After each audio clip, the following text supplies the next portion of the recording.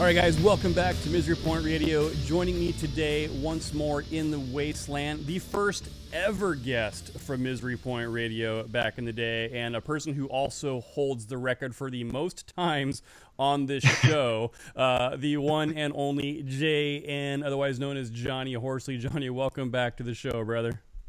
Thanks, man. It's good to be here. As always, I love coming on here and chatting with you. It's so much fun. Yeah, it's really cool. A lot of these guys and a lot of you out there in radio and podcast land don't really know the origin of this particular show, but started out doing a show called On the Edge way back in the day, which was like a half rant, part interview, part pop culture podcast. and my history with Johnny and his cohort Kenrick Regan just goes way back. So we have gone off the beaten path many times in our conversations, and had talks about all kinds of things from TV to movies to, of course, comic books, which is really where Johnny here is deeply rooted in his background. So, John, you have a new Kickstarter that just went live for a very long-term passion project that you've been working on. So let's talk about Jonly Nonly.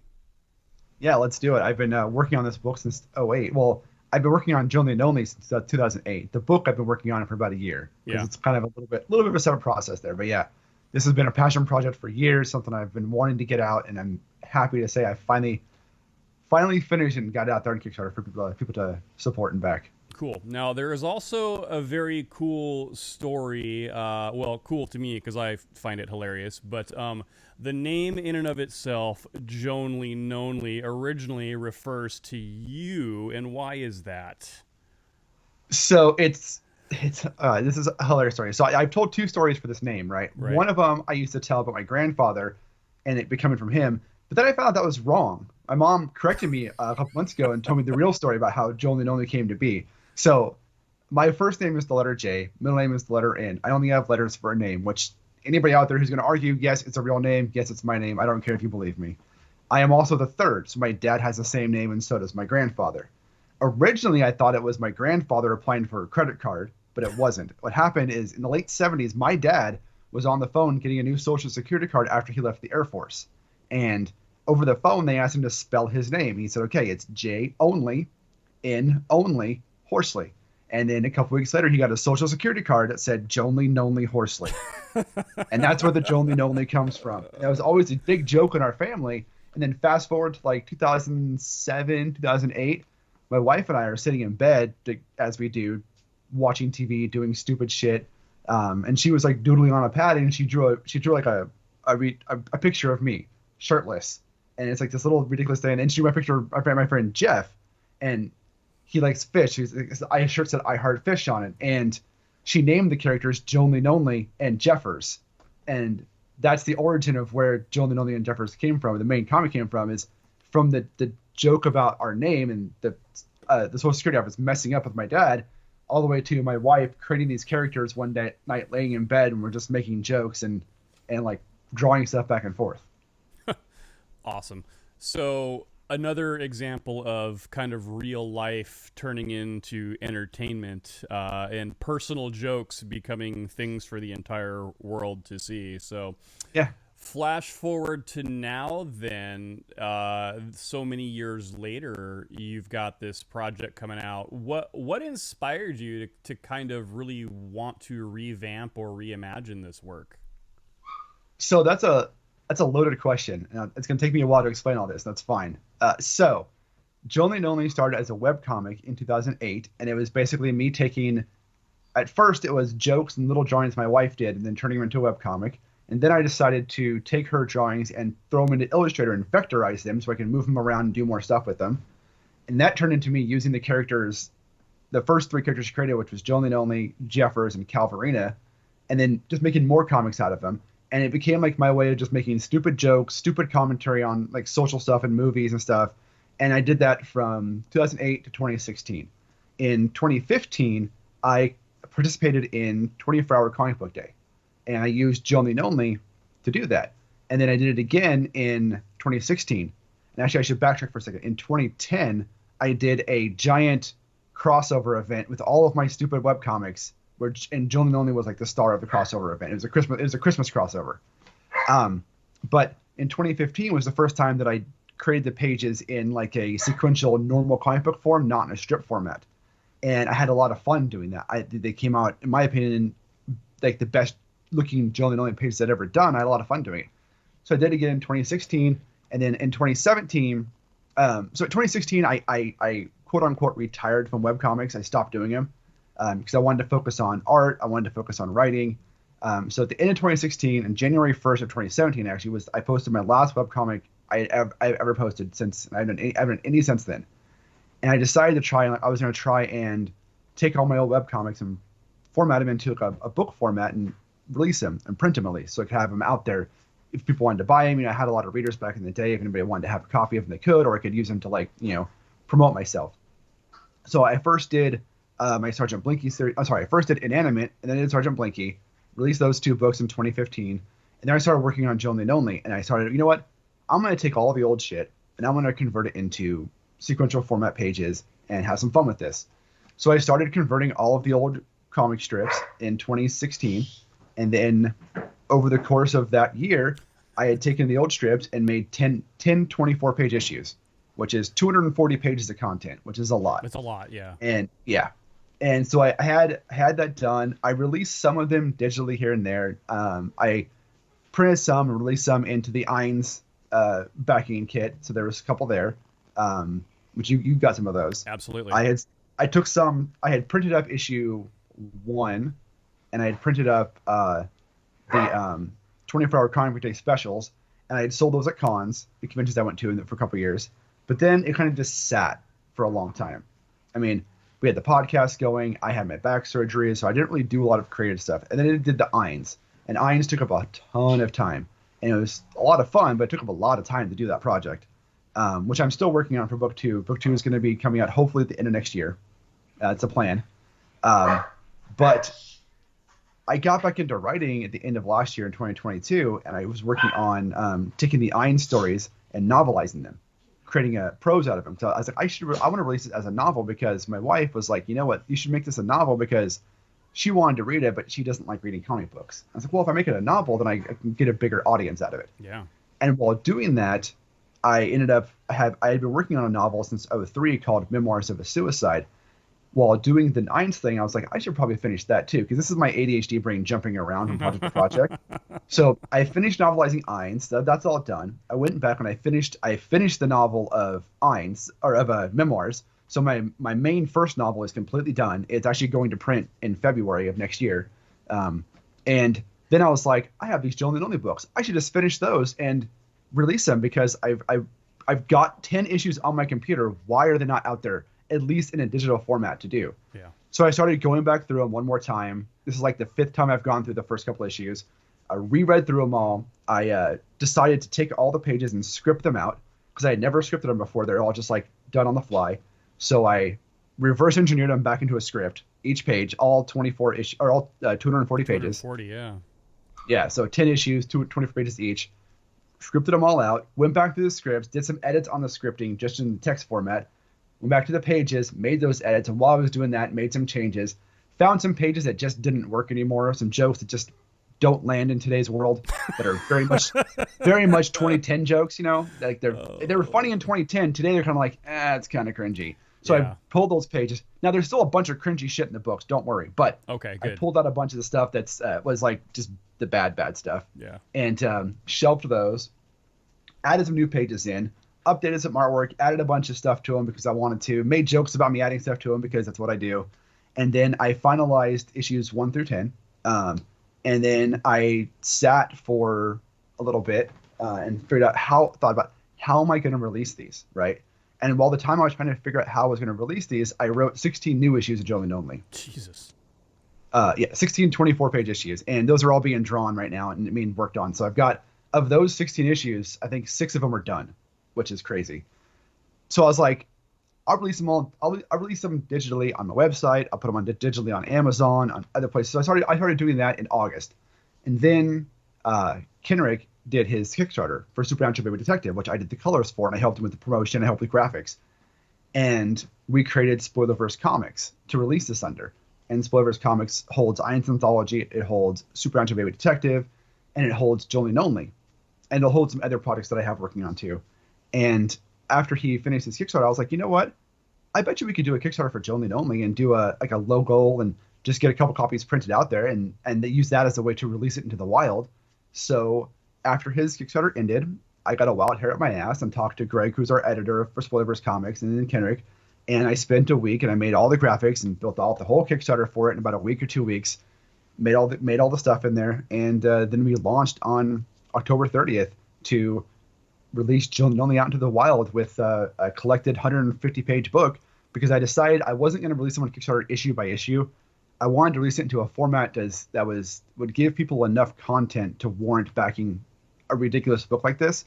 Because as the creator of this book, or co-creator, because my wife is the co-creator of the series, I understand that this is a hard sell. I understand that Jonly Nonly is not for everybody, and the art is a big turnoff for people because the art is meant to be not necessarily bad, but not good. It's meant to be very simplistic in its form, and some people don't like that, and I get that. But the beauty of Jonly Nonly is in the writing, is in the jokes, and in the interconnectivity of stuff. And so I understand it's a hard sell. So I figure if I do it as a 150-page collected book, collecting books 1 through 5, that gives people enough content to read through it and to kind of get the series. Because if you just read issue 1, while it's a fun issue, you don't get to learn much about the characters. That comes over the course of a couple issues. By issue 5, you know who these characters are. You kind of understand what the point of the series is, and you have more of a feel for like where this is going. Because as I talked to Kendrick about last night, because Kendrick and I did a podcast last night talking about this, there's 4 chapters written of Jonly Nonly. This is chapter 1, and chapter 1 and chapter 2 are completely done. And by the end of chapter 2, which is issue 10, everything changes for in the Jonly Nonly world. And then in chapter 3, it's very, very different. And then chapter 4 wraps it all back together to loop it all back to tell the whole thing. So while I always say Jonly Nonly is just a series of pages and jokes, and there's no real story, there actually kind of is an overarching story that brings you through to all 26 issues that I've written so far for the 4 chapters of the book. It's just people aren't gonna realize that, one, until listen to this and I tell them, or 2, until they've read through and they realize all this stuff is connecting back. Everything is connecting backwards and forwards, and stuff that was talked about in issue 3 is showing up in issue 15, and stuff that's talked about in issue 25 is looping back to issue 1 and 2 and 3 and 5 and 7. And it all kind of loops around. And it's a lot of fun writing it that way. And I figured, while I do have them broken into individual issues, and I am releasing them as individual issues as well for people, for Kickstarter, doing them in collected books for volumes or chapters, whatever you want to call them, is probably the best way for this, because it gives everybody a full chunk of a story all at once, without having to wait for Kickstarter to Kickstarter or release to release, for issue to issue. You can get it, okay, if you buy chapter 1, you get the full chapter 1. And by chapter 2, you get the full chapter 2, so on and so forth. Yeah, I really like that concept, because I actually back a lot of Kickstarters, and I'll tell you what, it starts to kind of add up after a bit, and then you realize, you get hooked on it, and you're just like, oh shit, yeah. Now I got to back another one, now I got to back another one, now I got to back another one, and that's great, and I'll continue to do that. But I personally appreciate this approach that you're taking. So in regards to, you kind of touched on a little bit, the art style, I actually am a fan of. You know what it kind of reminds me of? It's hard to describe it, but do you remember those really early, like, drawings of, like, the Hill family, Hank Hill and all them, and all those kind of derived characters from, like, the old Beavis and Buttheads, where they're kind of like, it's very a simplistic art form meant to kind of caricaturize these characters. So how would you describe kind of the art style of Jonly Nonly for those who are thinking about maybe diving into this but don't really know what they're getting into? I would say the art style is simplistic, cartoony, and it's that way on purpose, because if you read, as you've read through some of them, if you read through it, the art is actually a story piece of the story. Like, the art being the way it is a story piece of the story, and the characters are very self-aware. The characters know they're in a comic book. They know that they're comic book characters. They know that they're based on real people, loosely, and they know how to get a hold and talk to me as a creator. Like, there are scenes where I show up in the comic and the characters are yelling at me for doing stupid artwork or writing stupid jokes. And So it all ties together to where it becomes a part of the world. And as the issues go on, the art does slightly get better as it goes on. Like the characters start being very static and very simplistic, and then they get some dynamics, they get some dimensions to them in later issues, and they get like the ability to side profiles, and it changes up to where there's more going on, and they're aware that that things are changing for them. So it's part of the story. It's simplistic to begin with, and it goes through. I will say that, I always like to joke that it's art simple. It's so easy to do, but if you actually pay attention to how much is in each panel and page, there's a lot of background stuff and a lot of stuff created to go into these panels that's all done by hand or all done by layers and that I do. There are times where I'll spend hours working on a page that takes me forever to make a background because I put so much little things in the background. Because throughout every book, if you buy the individual books and you read the back copy page, it tells you a list of credits of things that are hidden in each, not hidden, but things that are in each page and each panel. And I hide so much shit into each panel and each page, like little Easter eggs, and Easter eggs for stuff that I've worked on, Easter eggs for stuff that isn't even out yet. There's so many images of covers of books throughout the series and names of books that aren't going to be released for 2 or 3 years, but I've hidden them in the pages of these books because I love that. To me, it's hilarious and funny. And then in a couple of years, if somebody ever notices it, it's going, oh, hey, this was talked about back in Jonly Nonly. Yeah, it's there because why the hell not?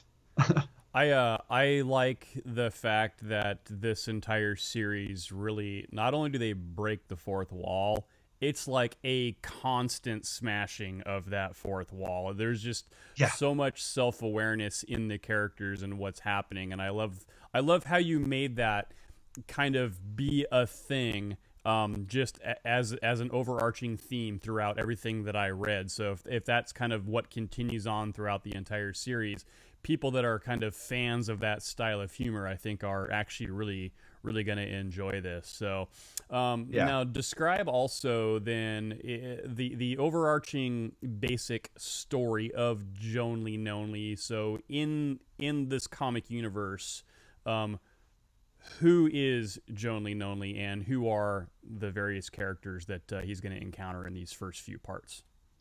So Jonly Nonly is the protagonist. He's the main character of the storyline. He's loosely based on me. Technically, he's so it's kind of funny because back in the day, my very first comic strip I ever did was called Y2CL, which was literally just a comic strip about me and my friends. I was so creative that I named all the characters with just our actual names. So there was JN, Calvin, Jeff, Nick, Garrett, Dylan, Alberto. It was all just our names, and I drew the characters to look somewhat like the actual people. So I was very creative back then. Yeah. And then getting to Jonly Nonly, Jonly Nonly was the Jonly Nonly version of those characters, which were versions of me and my friends. So in the initial format, Jonly Nonly was a version of the JN character from Y2CL, which was a version of me. Okay. Right? It's a 3-down version of me. So it's it cascades through. But he's the main character. He's just a guy who wants to have fun. He's socially aware. He's very much there's a whole issue called Jonly's Soapbox because he likes to get on his soapbox and preach about shit that only he seems to care about, or social awareness stuff, or he's very liberal, very left wing, very much we should help everybody no matter what. Very not apologetically that way. Right. And his friends call him out on it all the time. Not that they're not that way, or not that they don't think that way. They're not preachy about it, but he is. Not as in your face. And then he's in your face. I mean, to a degree, yeah. He's also a hopeless romantic and an idiot. Even though that romance is never a theme in the book, you can kind of pick up on that aspect of him a little bit. Jeffers is the best friend who's obsessed with fishing, who tells bad jokes, who plays music, guitar. He's just the guy who's in your friend group that's always telling you bad jokes, that always wants to get to that groaner joke, and is obsessed with fishing. And he's kind of the flip to Jonly, where they're best friends, but they kind of don't really have a lot in common besides just being friends and music so much, which is very much like me and my actual best friend Jeff, who's obsessed with fishing, tells bad jokes all the time, and all that kind of stuff. And him and I have been friends since we were 5 years old. And really the things we have in common is we've known each other for so long, and music, because we were in bands together. but we don't really have a lot of similar interest outside of those kind of things, which is fine. I mean, we get along great, but it's kind of funny because as lifelong friends, we don't really do the same kind of things besides play guitar. Yeah. And then Calvarina is like your classic pretty boy, right? He's the guy in your friend group that all the girls wanted to be with, the guy in your friend group that, you know, all the guys wanted to be like. He's also very much like, when it comes to like sex stuff, he doesn't care. He'll fuck anything. And he just wants to get his fuck on. And that's very apparent in later issues when Calvarina has sex with a clone of himself multiple times. And or the evil version of himself he does that with. That's how he defeats them. You know, but it's not like he's like overtly gross. He's very respectful. He just is who he is, you know. And he talks a lot about that, and he likes alcohol and likes to party and stuff like that. But he's also very much like a nerdy, respectable dude who's like, yeah, no, we shouldn't be. He calls other people out for stupid things too. I use a lot of these characters to call things out for I find stupid, if you can't tell that already. And the character Earth, who shows up in this first volume, he's not an original character. He shows up in issue 3 on 2 pages, and then he's fully in issue 5. He's basically the main character of issue 5. But issue 5 is a Star Wars issue, fully Star Wars. He is like your friend who's overly obsessed with Star Wars and sci-fi, but also very much tries to be like that manly guy, but he's a little guy kind of guy. He's a compensator. Yeah. Oddly enough, based on my friend Nick, who's a short guy who loves Star Wars and went in the Air Force. Go figure. Yeah, the character Earth was actually created only because I wanted to make Star Wars jokes one day. And I was like, I need a character who loves Star Wars. So that's where he came from. And I ended up creating an issue 5 is called A Nonly Far, Far Away. It is all about the release of A Force Awakens. It is 24 pages of Star Wars jokes and Star Wars lore that I spent way too much time researching and way too much time going over. And throughout the whole issue, they actually play a game called Star Wars The Gathering, which is Magic the Gathering with Star Wars characters. And it's a real thing. You can actually download. I have it on my computer. You actually download an entire series of cards to print those out and play that game with, and it's pretty fun. It's fucking nerdtastic. It's super nerdtastic. So that's your main cast of the first volume is those 4 guys, right? Okay. But there's a bunch of other characters too, like in issue 2, because you know when you have a brand new comic series, what's the best thing to do in issue 2? A crossover with characters nobody knows, right? Right. So issue 2 is a Christmas crossover issue it crosses over with other characters from webcomics I had before, which aren't in print anymore. You can't read them online. So of course I'm going to have them in my comic. And it's funny because I have these characters from the webcomics, Sergeant Blinky and his Brigade of Fantastic, Inanimate, and Y2CL as well, all in this comic that show up as characters. Like there's Sergeant Blinky, there's Lieutenant Awesome Stance, there's Pot, there's Kettle, there's Gun, there's Phone, there's Larry the Coked Out Bunny, there's Bernard, Pulsepot 8735, whatever the hell his name is.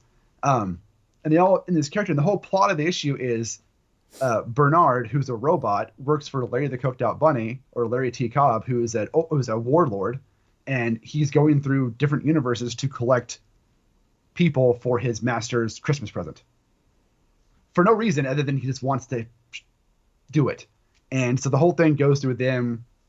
It ends with a 2-page, and this is probably not very forward-thinking of me for like making a good ending for an issue, but I find humor in doing things the wrong way.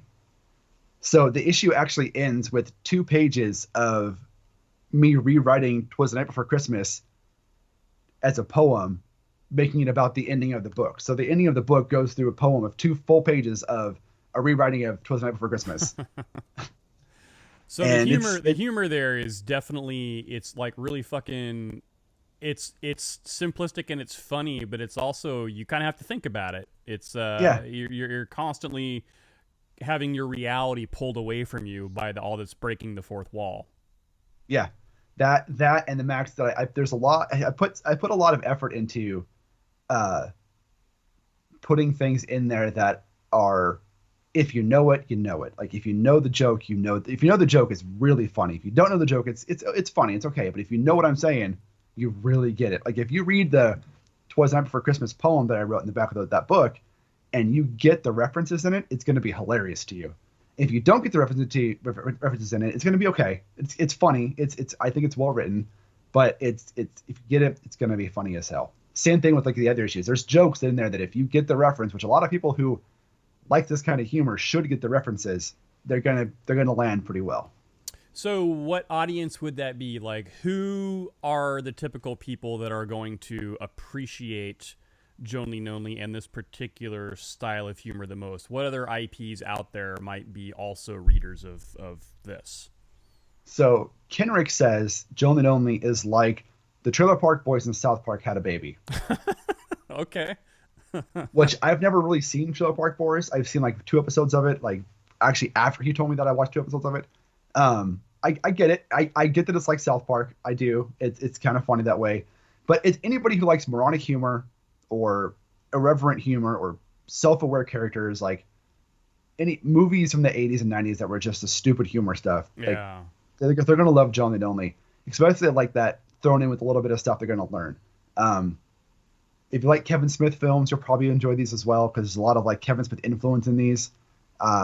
If you like Hitchhiker's Guide to the Galaxy or Douglas Adams type stuff or Terry Pratchett books, there's a lot of influence from both those authors in my writing, and for Jonly Nonly, a lot of the whole like the irreverence, the randomness, those books are kind of semi-self-aware, whereas I took it to the step further, made them very, very self-aware. But there's a lot of that kind of humor in there, and all kind of writing in here too. So if you're a fan of those kind of things, you should enjoy this. Awesome. And if you're not, then you probably won't, because it's going to be not up your alley. You should fucking read it anyway. Don't be a pussy. Try some new stuff. So digging then into this Kickstarter. So I know that you've got a few tiers. So run me through all of the stuff. Like, what do people get with this Kickstarter, and what are some of the cool rewards you've got going on? Yeah. So the book, to get the 150-page book, it's $30, right? That gets you the full book with the main cover that I did on it. It's 127 pages of content plus like 20 or 30 pages of bonus material that I've been working on.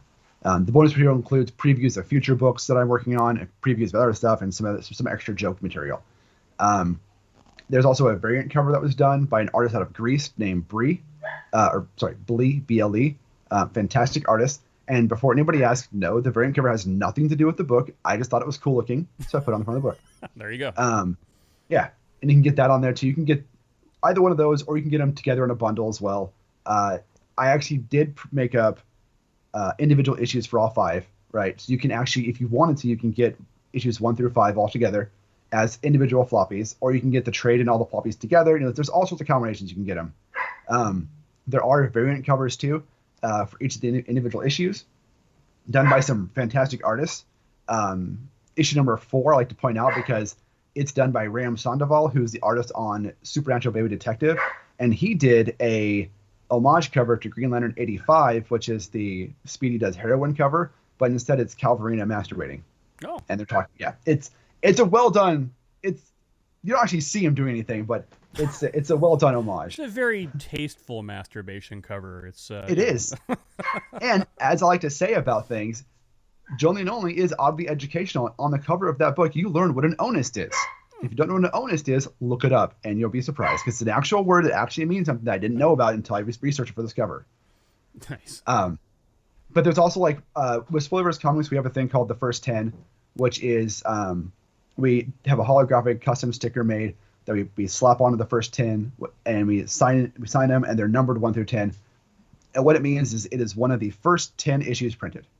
It's a special edition. You can get, and they're only sold in matching sets. So if you want them, you have to buy all 5 individual issues, or you have to buy the matching set of the 2 trades. You can get that. There is a 1 of 1 on there too, where you can get a matching set of the trade and all the floppies as well. So if anybody wants to have like all of them, they can do that and get a matching numbered set. So you have the 1 of 10 or 2 of 10 of all of them. There's also a goodie bag, and the goodie bag is basically I have a custom made.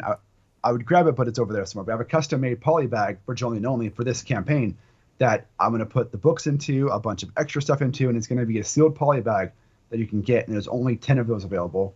And that's on there. And then there's add-ons for like individual books, or like other stuff in there, but that's really pretty much it. It's pretty much focused on just getting the main book printed and getting it out there for everybody to see. Yeah. And your Kickstarter runs through December 6th, correct? That is correct, yes. Okay. And so then once that campaign is finished, what do you think is going to be do you have an ETA for shipping after the fact? If you reach all your financial goals, is this going to be a pretty quick turnaround? It's going to be a super quick turnaround because the book is already done. Okay. So it'll be, when the Kickstarter ends, you have 2 weeks to wait for funding. So I'll have to wait 2 weeks to get the money out of Kickstarter. Once I have the money, I'll order the books because it's all done. And the shipping of the book takes about 2 or 3 weeks. So if everything goes as planned, I should be able to get it out by probably end of December, early January on shipping it out to everybody. Okay. And who's going to be printing this? That's a good question. I don't know yet. Okay. I've got 4 printers lined up, and who's going to print it all depends upon how many copies sell. Okay. Because they all have different price points. Sure. And if it sells a certain number, I'll move to a different printer because they're cheaper on that price point. If it sells an under number, I'll use the one printer because they're the cheapest for a small print run. Yes. And let's just try not to harken back to the Eynes days with those printers, right? Right. I had the Eynes. They had it all set up, ready to go at the end of the campaign. They went bankrupt and closed their company and didn't tell me anything. So I thought I was working with them for months, and they just didn't respond to me. Yeah, that was a nightmare. Well, that won't happen again, folks. We promise you that. No. I've got some reputable people that I've been working with and talking to, so I've got it all worked out for there. That's awesome. Well, I'm excited that that this project is going to see some new light and have some new life breathed into it. I am obviously, I mean, you and I are friends, but I am genuinely a fan of the work that you've done, the various mediums of work that you've done. So I think this is super cool. What else do we need to know then about this Kickstarter? Is there anything that we've left out? Not necessarily. We're close to being fully. As of today, we are 80% funded, so we're almost there. I have some really, really cool stretch goals planned out if we hit it and have time. So if you're interested in backing the book, do it now to get us there so we can reach those stretch goals. And they can just go to jonlynonly.com and I'll take you right to the Kickstarter. But yeah, I think we've touched everything on the book and the Kickstarter. Just go out there and back it. And if people read it and they like it, I would love for them to tell me about it, what they liked. If they read it and they don't like it, I would also like people to tell me what they don't like about it, because I'm always curious what lands in these books and what doesn't land in these books. And I always want to know that. Yeah, well, if somebody doesn't like it and they leave you this really cool long diatribe about how bad it sucks, I could actually see that showing up in some panels somewhere in future stories. I'm just saying, put yourself in the fucking books. Just think about that. Think ahead. Yeah. So I mean, I can't say I won't do that because I probably will. Amazing. So now I know that you're on a super quick lunch break, but you did just kind of touch on something real quick at the beginning of our chat, which was where you're at on Eynes Anthology Part 2. That is in the works. That is definitely still an active project. It is. So Eynes Book 2 is about 60-ish% done. Okay. I still have to get a couple of the stories colored. I have to finish writing the intertwining story like there was in the first one. And I still have to add, I think, 2 more stories to finish out the page count for it. I have them set to go. I just have to get them to the point where they have art. So it's close to being done. It's about 60-some%. After this project ends, I'm focusing on, so after Jonly Nonly ends, I am focusing on my novel, Memoirs of a Suicide, which releases in February. But that's already done. Really, it's that's going to be me getting it ready to go and uploading it and pushing sell. But then really kind of like my main project is going to be getting Book 2 of Eynes done, because I need to get it out by this time next year. Okay. And you and Kenrick have kind of taken a hiatus on Spoiler Country, but seems that maybe you're kind of working your way back into it. Yeah, we're gonna start doing like a weekly live stream for the show, more focused on our creative projects and talking to people, either in the indie world doing projects or just talking to friends and kind of having a hangout and doing fun stuff like that. We're getting away from talking to industry people, and because while talking to like actors and movie people and directors, there's fun. There's almost no return on investment on that. You put a ton of effort into it, a ton of time into it, and nothing comes from it. They don't promote it. They don't share it out. They don't tell anybody. So it's really up to you. And then we had a couple of them go well, and get good views, but it was because of all the effort that we put into it. We put into promoting it. They never shared it out. Sure. Which is, I get it, they're busy and whatever. I don't care. But I also, they don't need me. They don't need Spoiler Country. They don't need us to promote their shit. Right. I'd rather spend that time promoting an independent publisher, an independent writer, artist, or promoting my own stuff, or Kenrick's stuff, or your stuff, or somebody I know's stuff, versus, HBO stuff that couldn't give two shits about me. And for those of you who maybe from my listener base that aren't familiar with John and Kenrick, but Spoiler Country is a podcast that got started many moons ago. We got our shows kind of going around the same time frame, but those early episodes of Spoiler Country, where it really was just John and Kenrick talking to each other, arguing, bantering, maybe having some guests, and having these really cool, insightful conversations. I think that's something you guys have always kind of talked about getting back into at some point, and limiting the scope of those that you talk to people that you can have actual, real, personal connections with. And I think that that makes just for awesome radio and awesome podcasts. So I love the direction that you guys are kind of taking a step back and thinking about really, where you want to go and who you want to hit. Yeah. And that's exactly what we're doing. I mean, we did 850 some episodes total. Blows my fucking mind.